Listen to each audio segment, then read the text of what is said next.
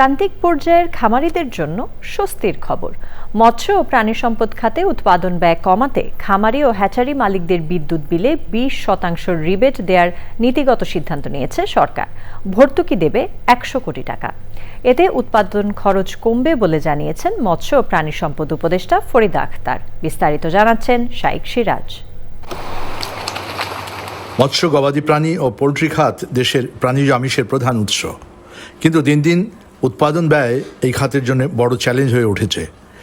কৃষির উপখাত হলেও খামারিদের বিদ্যুৎ বিল দিতে হচ্ছে শিল্প খাতের হিসেবে। ফসল কৃষিতে প্রতি ইউনিট গড়ে বিদ্যুতের দাম 6 টাকা 10 পয়সা, সাথে 20% ছাড়, কিন্তু মৎস্য খাতে তা 13 টাকা 1 পয়সা। এই সমস্যা সমাধানে কৃষক খামারিদের দাবি ছিল দীর্ঘদিনের।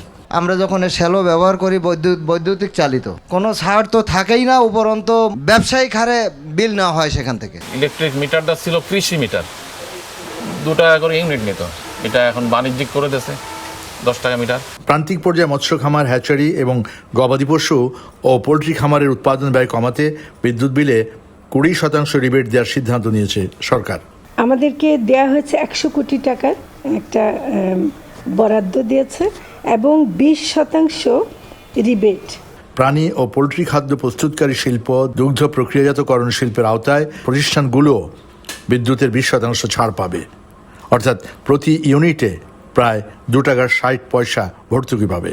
4টি ক্ষেত্রে এটা দিয়েছে, সেটা হলো পশু ও পোলট্রি খাদ্য প্রস্তুতকারী শিল্প, 2 নম্বর হলো ফিশ ফিড তৈরি, পোলট্রি শিল্প এবং দুগ্ধ প্রক্রিয়াকরণ, যেমন দুধ পাস্তুরিতকরণ, গুঁড়ো দুধ, আইসক্রিম, কনডেন্সড মিল্ক এবং মিষ্টি, পনির, ঘি, মাখন, চকলেট যারা উৎপাদন করবে তাদের এই বিদ্যুতের এটা সুযোগটা পাওয়াতে আমাদের অনেক খামারিরা কিন্তু দুধের উপর কাজটা করতে হয়, যেমন পাস্তুরাইজ করতে হলে আসলে তাদের একটা প্রসেসিংয়ে যেতে হয়। এই সিদ্ধান্ত বাস্তবায়ন হলে প্রান্তিক খামারিদের জন্য তা হবে বড় স্বস্তি, যার সুফল পৌঁছবে ভোক্তা পর্যায়েও।